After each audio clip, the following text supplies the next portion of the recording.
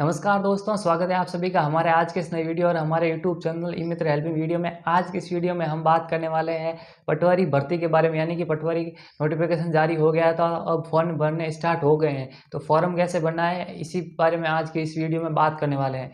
तो सबसे पहले यदि आपने हमारे चैनल को सब्सक्राइब नहीं किया तो सब्सक्राइब कर देना, लाइक कर देना और शेयर कर देना। कंप्यूटर स्क्रीन पर चलते हैं और बात करते हैं क्या क्या डॉक्यूमेंट्स वगैरह लगेंगे।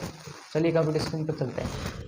तो दोस्तों आपके कंप्यूटर या मोबाइल में ब्राउजर ओपन करना है। ओपन करने के बाद एसएसओ पोर्टल ओपन करना है। फिर यहाँ पे जो दे रखा है रजिस्ट्रेशन नहीं कर रजिस्टर कर देना, या फिर आईडी पासवर्ड कार्ड कैप्चा डाल के लॉगिन कर लेना है। लॉगिन करने के बाद ऐसा इंटरफेस खुलेगा। फिर यहाँ पे सर्च बार में आर को सर्च करना है, REC यानी रिक्वायरमेंट पोर्टल, यानी कि वो सर्च करने के बाद इस पर क्लिक करना है। क्लिक करने के बाद पटवारी का नोटिफिकेशन आ जाएगा 2025 का। तो यहाँ पे अप्लाई नाउ लिखा हुआ है, तो अप्लाई नाउ पे क्या क्या करना है, क्लिक कर देना है।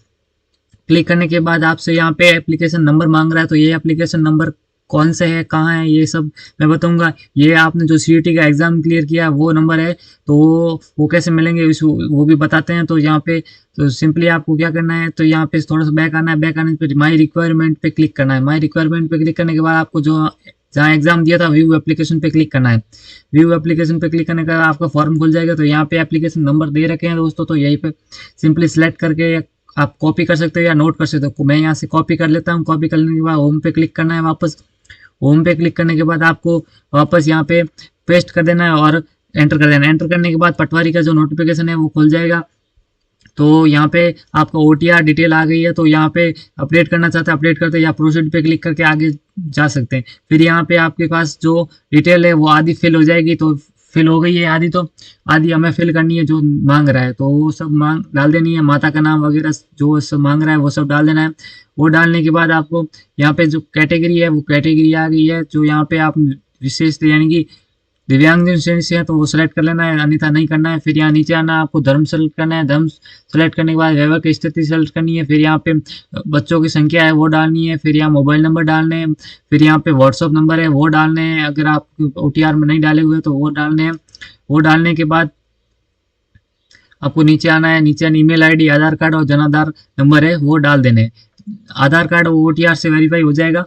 फिर यहाँ नीचे आना है। नीचे आने के बाद आपके पूछा जाएगा क्या आप भूतपूर्व यानी कि अनुसूचित क्षेत्र से संबंधित है, तो नहीं है तो नहीं लिखना। फिर यहाँ पे आपको अपना एड्रेस है वो एड्रेस फिलअप कर देना, सारी डिटेल जो है फिलअप कर देनी है।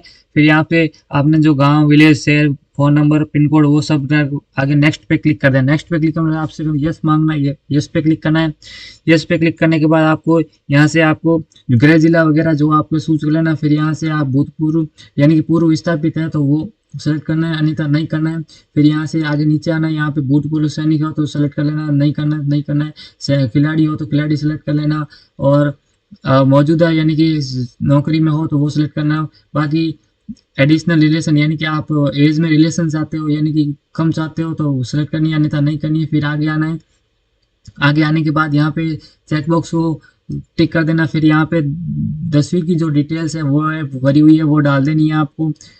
अगर नहीं OTR पहली बार किया तो वो डालनी पड़ेगी, अन्यथा पहले OTR से कर रखा है तो वो फैच कर लेगा डिटेल। तो यहाँ पे आपके पास सूज फाइल का ऑप्शन नहीं आएगा। अगर ऑनलाइन वेरीफाई हो रखा है तो यहाँ पे 12th की है जो वो भी वेरीफाई हो रखी है मेरे, तो यहाँ पे वो सेलेक्ट कर लेनी है। फिर यहाँ पे नीचे जो ग्रेजुएशन यानी लेवल है वो आ रहा है, तो वो ध्यान से सुनना है दोस्तों उसके बारे में। अगर ग्रेजुएशन के बारे में अगर आपको अगर मार्कशीट नहीं मिली, अपीयरिंग है तो वो भी ध्यान से लिखना है। लेकिन अपीयरिंग वाले नहीं फॉर्म भर सकते हैं क्योंकि इसके लिए मार्कशीट होनी चाहिए। तो यहाँ पे वो डिटेल है यहाँ सूज फाइल करके वो आपको यहाँ से डालनी पड़ेगी। तो वो डिटेल मैं डाल देता हूँ। डालने के बाद आपको आगे का प्रोसेस बताता हूँ। तो मैं डिटेल डाल देता हूँ। डालने के बाद यहाँ पे जो आपके पास 4th नंबर पे जो ऑप्शन आ रहा है, यहाँ पे जो भी आपने कंप्यूटर में है डिप्लोमा वगैरह जो सर्टिफिकेट है आपके पास, अगर आपने RCT कर रखी है तो वो सिलेक्ट कर लेनी है।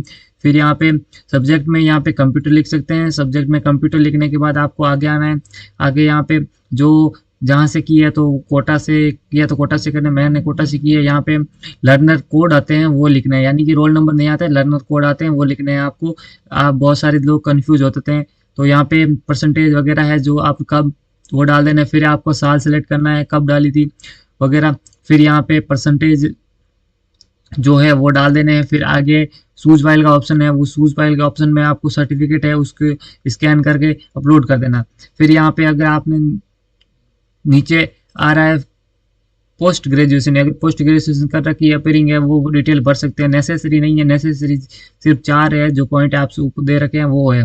तो यहाँ पे चूज फाइल का ऑप्शन करके आप वेरीफाई कर सकते हैं। फिर यहाँ पे आगे नीचे आना है, नीचे आने के बाद आपको यहाँ पे नेक्स्ट है, नेक्स्ट लिखा हुआ है, नेक्स्ट पे क्लिक कर देना है। नेक्स्ट पे क्लिक करने के बाद यहाँ पे आपसे डिटेल्स मांगी जाएगी, जिसके अंदर आपको 50 से 100 के भी फोटो डालना, तो मैं फोटो डाल देता हूँ। फोटो डालने के बाद यहाँ पे सिग्नेचर है वो भी एचडी क्वालिटी में, नहीं कि ये भी 20 से 50 के बी के अंदर डालना है। तो वो डालने के बाद यहाँ पे बॉडी मार्क लिखा हुआ है यहाँ, यानी कि बॉडी पे कोई ऐसा चिन्ह है जो दिखे, तो यहाँ पे आपके पास अगर फेस पे तिल है तो मॉल ऑन फेस लिख सकते हो। फिर लिखने के बाद आगे नेक्स्ट है, नेक्स्ट पे क्लिक करना है। नेक्स्ट पे क्लिक करने के बाद आपको सिंपली यहाँ पे जो जिला है प्रेफरेंस देना है, यानी कि आप फर्स्ट जिला कौन सा चाहते हैं, सेकंड कौन सा चाहते हैं, तो वो डिटेल है वो भरनी है दोस्तों। तो वो डिटेल आपको ध्यानपूर्वक भरनी है, क्योंकि फिर इसमें चेंजिंग का ऑप्शन आता है या नहीं आता है इसका अभी कोई जानकारी नहीं है। तो वो आपको डिटेल जो सावधानी से भरनी है। आप मैं फटाफट ले लेता हूँ जो मेरे जो सुलभता, यानी कि जो आपको आसानी हो, जो पास में हो जिला वो पहले सेलेक्ट करना है, दूर जिला है वो आपको बाद में सेलेक्ट करना है। तो मैं फटाफट ये चूज कर लेता हूँ, फिर आपको आगे का प्रोसेस बताता हूँ। अब आए नेक्स्ट पे क्लिक करते हैं, यहाँ से फॉर्म का प्रीव्यू खुल जाएगा। फॉर्म का प्री खुलने के बाद आपको यहाँ से ध्यानपूर्वक देखना है दोस्तों, क्योंकि ये फिर यहाँ पे राइट पे क्लिक करके फाइनल सबमिट पे क्लिक कर देना है। फाइनल सबमिट पे क्लिक करने से आपके मोबाइल नंबर और ईमेल आईडी पर या ओटीपी भेज दी जाएगी। तो ओटीपी यहाँ पे ओटीपी ध्यानपूर्वक से डालना, ओटीपी वेरीफाई क्लिक करना। फिर यहाँ से फॉर्म है जो आपको सबमिट हो जाएगा, फाइनल सबमिट। अब यहाँ से कंट्रोल पी या प्रिंट का ऑप्शन आ रहा है, वहाँ से प्रिंट देकर हार्ड कॉपी है जो निकाल लेनी। हार्ड कॉपी निकालना बहुत ही अनिवार्य है दोस्तों, क्योंकि ये बहुत काम आती है। तो दोस्तों ये तरीका था पटवारी के फॉर्म भरने का, यानी कि क्या कैसे फॉर्म भरा गया। तो ये यदि आपको ये जानकारी अच्छी लगी हो तो लाइक कर देना, शेयर कर देना, सब्सक्राइब कर देना, और कुछ जो आपको समझ नहीं आया तो वो कमेंट में बता बता देना, मैं आपको बता दूंगा। धन्यवाद।